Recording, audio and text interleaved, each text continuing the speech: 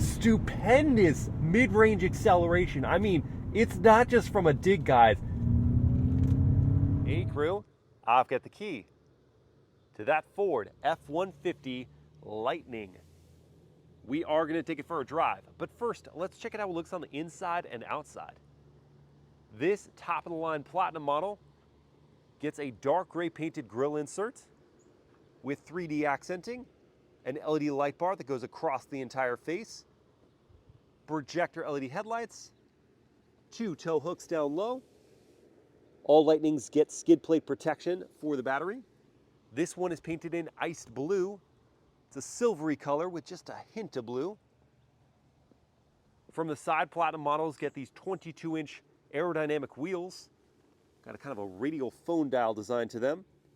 Wrapped up in General Grabber all-season tires, 275 section front and rear. I like that you get a running board. Wish it was power deploying. I'm sure they can't do that because of the battery pack in the floor, but it looks a bit droopy. Here's your one charge port door. If you're hooked up to the standard 32 amp charger, you'll add 14 miles of range per hour of charge. Via the 80 amp charger, you'll add 32 miles of range per hour of charge. And if you can find a 150 kilowatt DC fast charger, you'll go from 15 to 80% in around 41 minutes. Stepping back to look at the profile, all Lightnings, for now, are only offered as a Crew Max with the 5.5-foot bed. The side looks just like a standard F-150, except for the addition of that Lightning badge. Here at the back, matching the light bar that goes across the face, we've got a light bar that goes across the tailgate. F-150 is stamped onto that tailgate. The Platinum models get the standard tow package. You can tow up to 10,000 pounds with a properly equipped Lightning. There's a full-size spare tire underneath the bed. One more Lightning badge here on the tailgate with the American flag. It is a power-operated and dampened tailgate on Platinum trims. Spray and bed liner is optional. We've got the 4 tie-down cleats, LED bed lighting, and on the Platinum model, the full Pro Power onboard system with a combined 11 outlets here in the bed and in the front trunk, providing 9.6 kilowatts of power. There's also a step built into the tailgate and a handle to come out to ease your entry. That full-size bed and the fact that the Lightning just looks like a traditional pickup truck with a touch of extra flair is attractive to a lot of buyers, myself included. What do you guys think? Do you like the exterior design? Let me know in the comments. And now let's check out the interior. Opening up and looking inside at this gray and black two-tone leather interior with Platinum badges, seat perforations, and rear seat heating. Lift up the seat bottoms for more storage options. You can pull that out to create a cargo area that you can then lock to keep your valuables safe. On the doors, there's leather, contrast stitching and piping, suede inserts, open pore wood trim, padded leather for the armrest, harder plastics down low with some storage, an 18-speaker Bang & Olufsen sound system here on Platinum, running board, and grab handle make it easy to get in. Behind my own seat at 6 feet tall, I've got loads of legroom. The seat back's all in leather. There are huge map pockets, narrower foot pockets though, and not a ton of thigh support.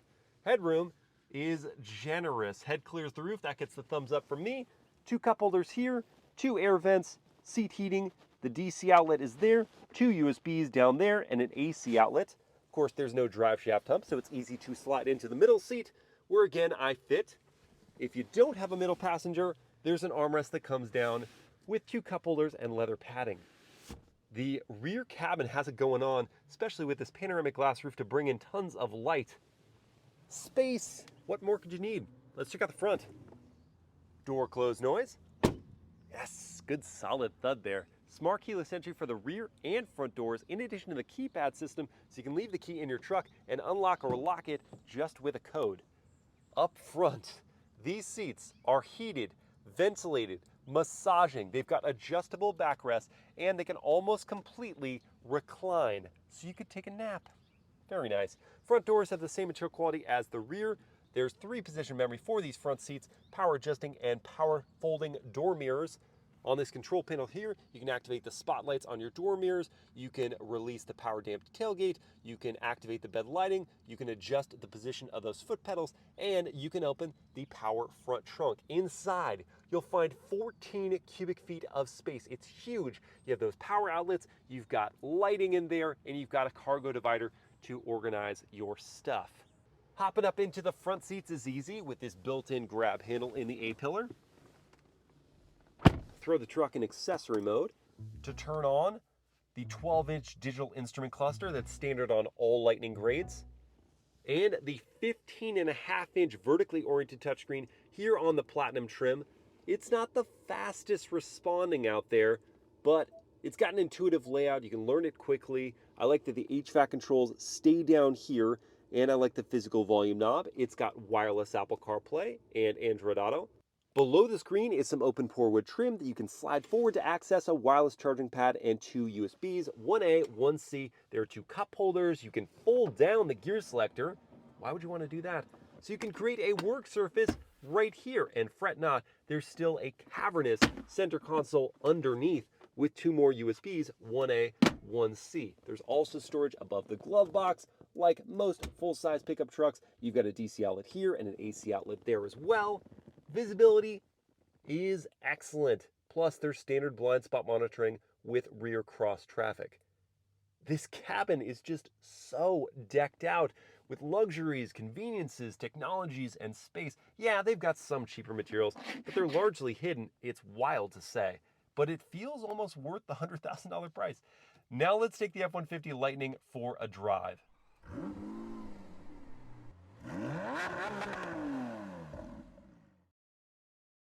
All right, let's fire it up.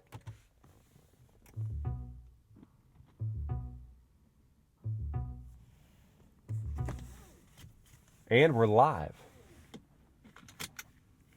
With an indicated range of 306 miles that it says is 100% charge, but I know that's not true because when I unplugged it this morning at a true 100% charge, it said 315 miles, and then I drove it here. So really, 315 miles is what this truck is estimating, and Ford estimates 300 miles for Platinum extended range trims, whereas the non-Platinum grades have a range estimate of 320 miles. For our drive mode, let's begin in normal, and for additional settings, I will leave one pedal drive on and propulsion sound off, so it's going to be silent, no artificial noise here. Pull back on the gear selector to engage reverse. You can see parking sensors, the bird's eye view, and a high-resolution backup camera with trajectory lines.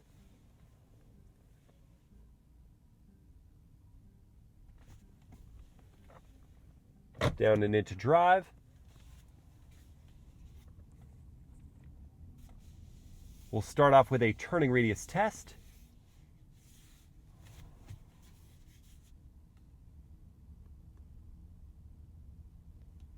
That turning radius is about what you can expect from the non-electrified. It's just fine. Turn signal sound. It's quite loud. Don't know if I like that.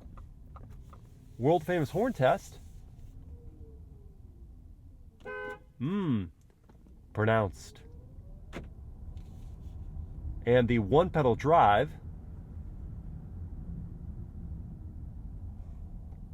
isn't truly one pedal. I definitely had to brake there. And furthermore, there's that hesitation. When I take my foot off the throttle, it waits a full second to a second and a half before it starts the regen braking.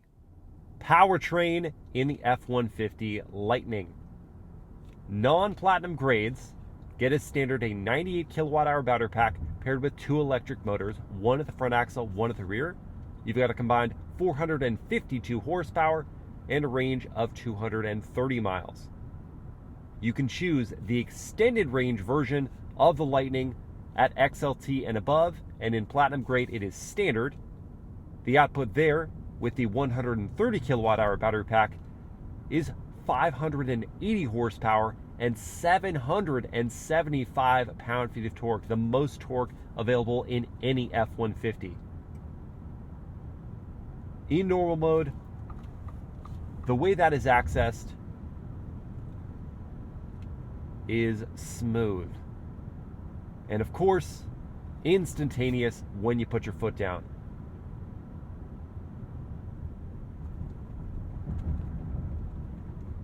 the ride quality, as the first fully independent suspension F-150. Yes, there have been front independent suspension F-150s before, but not rear, is good. It's not amazing because you still have the rigidity of the battery pack in the floor that creates some busyness, but it's not quite the same restlessness that solid axle trucks have. It's agreeable over undulating road surfaces, and those impacts, even on the 22-inch wheels, because we've got those nice sidewalls, are not harsh. When you do have to apply braking force, when the regen braking doesn't decelerate you enough, there's not that odd transition that sometimes happens between regen braking and friction braking. You have a good estimate of how much pedal pressure is required to slow the truck. The seats are a mixed bag for me because the bottom cushions are nice and squishy and there's good thigh support, but the backs are on the firmer side and there isn't much in the way of lateral support. Around town they're okay, not sure how well they'd hold up and keep you fresh on a longer road trip. Overall, the around town experience in the F-150 Lightning is very pleasant. We now need to see if it's quick. Let's do a real world 0 to 60 test. For that, I've got my race box set up here. We're gonna go into sport and turn on the propulsion sound. I'll then hold my foot, give it a bit of a brake boost, and head out. Wow. The G-force was intense. 4.3 seconds to 60 in the F-150 Lightning extended range. And that was not a perfect road surface. We were also not perfectly flat. That's quicker than Ford's own estimate. And independent tests have seen even quicker than that. I was wondering why I was not hearing anything from the propulsion sound, and I can see now that it had turned itself off. So let's hear what full throttle sounds like with propulsion sound on.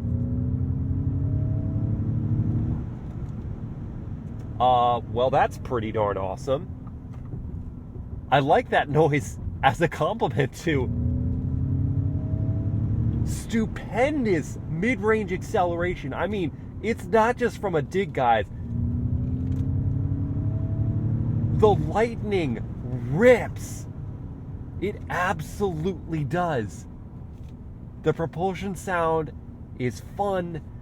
It's not going to sound like the Raptor. It's not going to sound like the Escalade V. But it's something here. They tried to give enthusiasts a treat beyond just rapid acceleration. And on the flip side here, if I back out of sport, go into normal, and then turn off propulsion sound and get up to a cruising speed, let's listen in.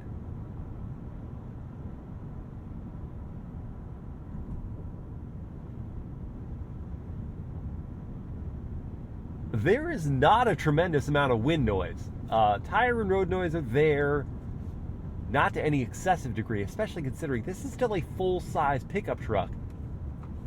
But I believe Ford when they say this is the most aerodynamic F-150 yet. It's, for this class, almost quiet. And now with one pedal drive turned off, let's give it a full ABS braking test from around 60. Give myself a fair amount of runway here. Didn't need it. Definitely did not need all that room. Wow, those brakes are good. 6,500 pounds. Now, granted, the low center of gravity helped us not have the nosedive that happens a lot with these kind of trucks. But I expected that weight to carry us much further in the braking distance. But these are fit to task. And the pedal, okay, the initial bite was not really there. And it almost had a two-step press. But, I mean, when you've got braking performance like that, that's all the confidence you need. Next up will be a handling test. So let's go back to sport, and I'm going to hold the traction control button for a little while until it turns off both traction and stability control then let's have a bit of fun. Hard on those brakes, tuck in, power on early.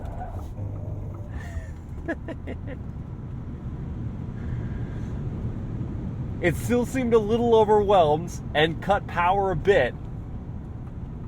But the way that cornered so flatly, there's no way the non-electric F-150 would handle anywhere close to that. The steering was devoid of any real feedback, but the turn-in was reasonably quick. We were on all-season tires. Keep that in mind. It keeps its sporty truck stature with some handling. And if you want to see more of that, watch my POV ride, because they really romped on it on an autocross course. Much more impressive there. Back to normal. Traction's back on. And since we are on the highway, and furthermore, one of the pre-mapped highways of Ford's Blue Cruise system, when I activate the adaptive cruise control and lane keep assist, it will bring up hands-free availability. So I can take my hands off the wheel, and the truck will follow the curvature of the road perfectly, as we're seeing here. Lane coming in, what's it going to do? Give a little adjustment to go to the middle of the lane.